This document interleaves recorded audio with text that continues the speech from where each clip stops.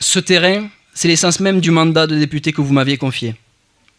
Ici, on se bat simplement pour garder un service d'urgence, un bureau de poste, un médecin, une salle de classe ou un transport scolaire. On se bat pour préserver nos services publics, obtenir une subvention pour restaurer l'église du village, avoir du réseau. La ruralité, c'est pourtant le cœur battant de la France. C'est celle qui travaille et qui produit, qui cultive et qui nourrit.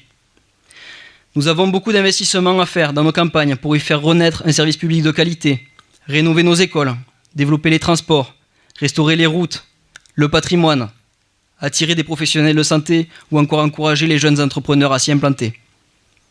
Vous le savez, ma circonscription compte 292 communes, une des plus grandes de France.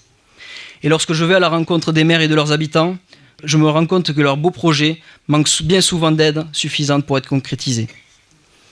Nous pourrions et nous devons investir pour encourager une véritable réindustrialisation de notre territoire. J'aimerais à cette occasion saluer tous les entrepreneurs qui se battent avec courage et créer de l'emploi ici.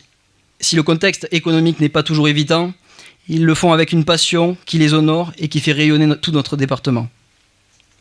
Malgré tous les défis, je sais que nous pouvons croire en l'avenir car nous avons ici de la volonté et de véritables opportunités pour l'avenir. Nous avons des atouts évidents, comme l'entreprise Moncapel à Montazel, dernière chapellerie de France capable de produire un chapeau en feutre, de la laine jusqu'au produit fini.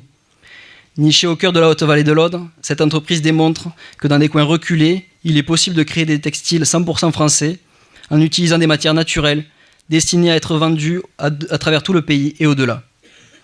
Ces initiatives nous offrent l'espoir de réussir la transformation de l'aménagement du territoire de notre pays au XXIe siècle.